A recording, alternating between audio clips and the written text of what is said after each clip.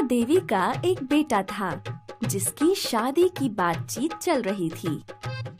मेरे रमेश के लिए तो कई रिश्ते आए थे, लेकिन मुझे आपकी बेटी ही पसंद आई। ये तो बहुत खुशी की बात है। हमें भी रमेश बहुत पसंद है। अच्छा है, लेकिन अब हम लेन देन की बात कर लें। जी सुमित्रा जी, बताइए आपकी क्या मांग है? वैसे तो मेरे रमेश के हिसाब से मेरी मांग बहुत छोटी है। 5 एकड़ जमीन और 10 तोला सोना, बस। ठीक है, मैं इसका इंतजाम करता हूँ। दयावान जी ज्यादा रईस तो नहीं थे, लेकिन वो इतना दे ही सकते थे अपनी बेटी पायल के लिए। और कुछ ही महीनों में पायल और रमेश की शादी बड़े ठाट बाट के साथ हुई। सुमित्रा देवी बड़ी खुश थी, क्योंकि उसे पता था कि अब उसकी सारी मांगें पूरी होंगी। ब्याह के बाद पायल अपनी सास का बड़े अच्छे से ख्याल रखने लगी। माँ जी, आपके लिए गर्म पानी रख दिया है और आपका हुक्का भी बन गया है। ठीक है। रमेश और पायल की भी अच्छी जमने लगी थी। पायल रमेश के बोलने से पहले ही उसकी मनपसंद चीजें तैयार रखा करती थी। अरे, तुम्हें कैसे पता कि आज मेरा गुलाब जामुन खाने का मन था? बस पता चल गया। लेकिन इनका ये प्यार सुमित्रा देवी को खटक रहा था। अगर ऐसा ही चलता रहा तो रमेश पूरी तरह से पायल के काबू में आ जाएगा और मेरा रईस बनने का सपना धरा का धरा रह जाएगा। चालाक सुमित्रा देवी सोचने लगी कि वो ऐसा क्या करे कि पायल अपने पिता से और सोना और पैसे ले आए। और एक दिन नियति ने भी उसका साथ दे दिया। रमेश चिंतित घर लौटा। क्या हुआ? तुम इतनी चिंता में क्यों हो? माँ, वो मैं जिस कंपनी में काम करता था वो बंद हो गई। हाय दैया, अब?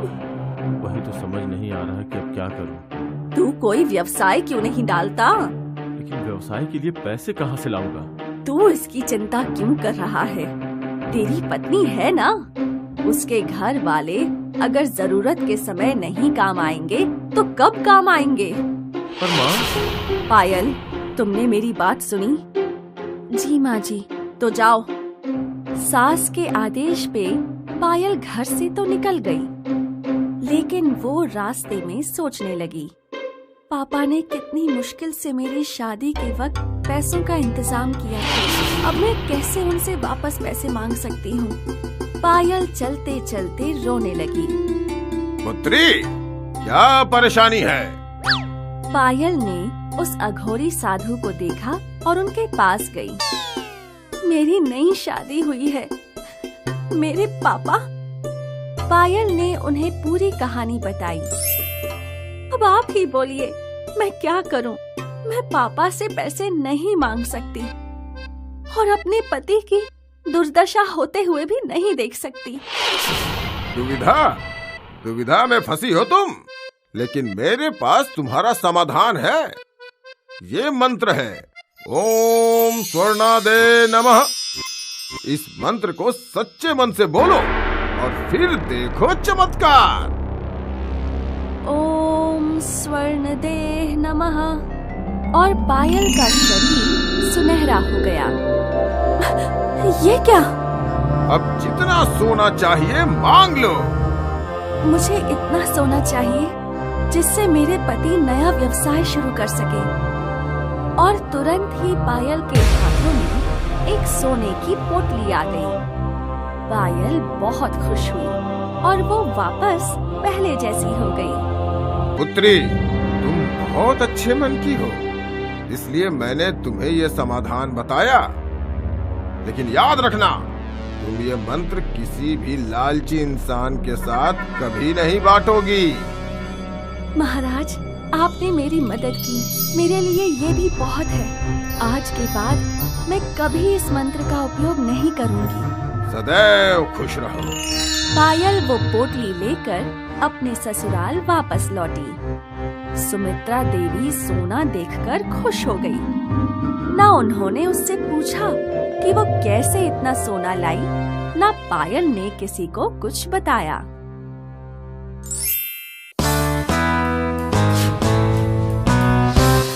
राकेश हर साल गर्मियों की छुट्टियों में अपनी नानी के घर घूमने आता था। राकेश के नानी नाना एक दिन बातें कर रहे थे। आज हमारे गांव का एक आदमी और गायब हो गया।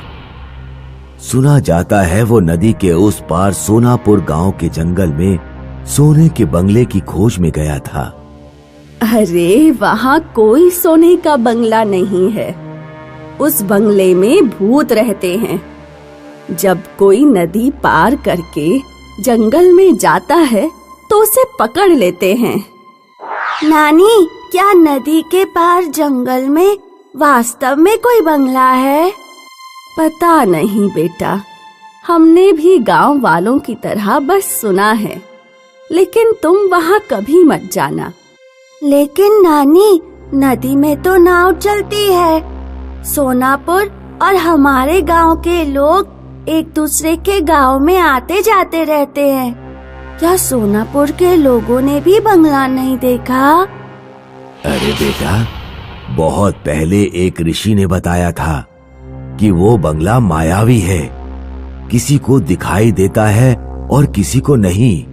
छुट्टियां खत्म होने के बाद राकेश शहर में अपने घर आ जाता है। एक दिन पूरे शहर में भूकंप आता है। राकेश एक छोटी सी टेबल को अपने सर पर रखकर किसी तरह घर से बाहर निकल आता है, लेकिन और कोई उसके घर से बाहर नहीं निकल पाता। घर गिर जाता है और सारे लोग मर जाते हैं। राकेश के नाना नानी राकेश को अपने यहाँ गांव में ले आते हैं। नाना नानी बहुत गरीब होते हैं, इसलिए राकेश की पढ़ाई नहीं हो पाती। जब राकेश बड़ा हो जाता है तो उसके नाना नानी कहते हैं, बेटा राकेश, अब तुम शादी कर लो, यही हमारी अंतिम इच्छा है। राकेश की शादी हो जाती है और उसके नाना नानी का स्वर्गवास हो जाता है। राकेश की पत्नी 2 बच्चों को जन्म देती है, एक लड़का और एक लड़की। राकेश अपने परिवार का पालन पोषण करने के लिए अपने गांव और सोनापुर गांव के बीच नाव चलाने का काम करने लगता है। वो रोजाना सवारियों को इस पार से उस पार ले जाता और फिर उधर से भी सवारियों को भर कर लाता। तभी वो देखता है कि नदी में एक हिरण डूब रहा है। राकेश तुरंत नदी में छलांग लगा देता है और डूबते हुए हिरण को बाहर निकालकर किनारे पर ले आता है। हिरण जंगल की तरफ भाग जाता है। राकेश को जंगल में कोई चमकती हुई चीज दिखाई देती है। जब वो आगे जाकर देखता है तो वो हैरान हो जाता है और एक बहुत बड़ा सोने का बंगला उसकी आंखों के सामने होता है। ये वही मायावी सोने का बंगला है जिसकी कहानियां मैं बचपन से सुनते आ रहा हूं, लेकिन आज कैसे ये मुझे दिखाई दे रहा है? मैं तो यहां रोजाना आता हूं। राकेश बंगले के अंदर जाता है। बंगले में से एक आवाज आती है, तुम्हारा स्वागत है राकेश, मैं सोने का बंगला हूं। अगर तुम इस बंगले में अपने घर की 10 साल पुरानी कोई भी चीज लाकर छुओगे तो वो सोने की हो जाएगी। मैं तो तुम्हें बचपन से ही ढूंढ रहा हूं, लेकिन तुम आज ही क्यों दिखाई दिए? मैं उसी व्यक्ति को दिखाई देता हूं जो किसी की मदद करते हैं। आज तुमने डूबते हुए हिरण को बचाया, इसलिए मैं तुम्हें दिखाई दे रहा हूं। राकेश तुरंत अपने घर जाता है और अपने घर पर लगे अनार के पेड़ से कुछ अनार तोड़कर बंगले में ले आता है। अनार तुरंत सोने के हो जाते हैं। फिर राकेश अपने घर से चारपाई उठाकर बंगले में ले जाता है। चारपाई भी सोने की हो जाती है। अब राकेश जब भी सवारियों को लेकर नदी के उस पार जाता तो अपने घर से कोई न कोई सामान साथ में ले जाता और उसे सोने में बदलकर वापस घर ले आता। राकेश सोने को लेकर सुनार के पास जाता। सुनार काका, बताइए सोने के रिमोट कितने पैसे के देंगे? पूरे 50,000। इस तरह राकेश ने अच्छे खासे पैसे अपने घर में जमा कर लिए। एक दिन राकेश के मन में लालच आ गया। उसने सोने के बंगले वाली बात अपनी पत्नी को बताई और उससे कहा, देख, हमारे घर पर तो 10 साल पुरानी जितनी भी चीजें थीं, मैं उन सबको सोने में बदल चुका हूँ। अब तू पड़ोसी रेखा के घर पर चली जा उसके घर में बहुत पुराना एक बड़ा सा बक्सा रखा हुआ है। तू किसी तरह रेखा को उसके घर से बाहर ले जाना और फिर मैं उसके घर जाकर बक्सा चुरा लूंगा। अगर वो बक्सा भी मैंने सोने में बदल लिया तो हम मालामाल हो जाएंगे और गांव में सबसे बड़ा घर बनाएंगे। राकेश की पत्नी अपनी पड़ोसी रेखा के घर जाती है। अरे रेखा, तुम्हें पता है क्या, बाजार में एक साड़ियों की नई दुकान खुली है। सभी लोग वहाँ से साड़ियाँ लेकर आ रही हैं। आज मैं भी जा रही हूँ, तुम भी मेरे साथ चलो। रेखा राकेश की पत्नी के साथ बाजार चली जाती है। राकेश चुपके से रेखा के घर में घुसता है और बक्सा चुराकर अपने घर रख लेता है। अगले दिन राकेश और उसकी पत्नी बक्सा उठाकर नदी के उस पार महल में ले जाते हैं। जैसे ही वो दोनों बक्से को लेकर बंगले में घुसते हैं, बक्सा तो सोने का नहीं बनता, लेकिन राकेश की पत्नी सोने की बन जाती है और बंगला एकदम से गायब हो जाता है। राकेश रोने लगता है। हे भगवान, ये मेरे साथ क्या हो गया? मेरी पत्नी अब कैसे जिंदा होगी? मैं क्या करूं? तभी एक सांप वहाँ आता है और राकेश से कहता है, मैं 1000 साल से जिंदा हूँ। तुमने लालच किया और अपने पड़ोसी का बक्सा चुरा लिया, इसलिए बंगला गायब हो गया और दंड के रूप में उसने तुम्हारी पत्नी को सोने का बना दिया। मुझे माफ कर दीजिए, मुझसे बहुत बड़ी गलती हो गई। मुझे लालच नहीं करना चाहिए था। मैं वादा करता हूँ अब जिंदगी में कभी लालच नहीं करूंगा और ये बक्सा भी अपनी पड़ोसी को लौटा दूंगा। फिर सांप राकेश की सोने की पत्नी को असली पत्नी बना देता है। दोस्तों, इस कहानी से हमें ये शिक्षा मिलती है कि हमें अपने जीवन में लालच नहीं करना चाहिए।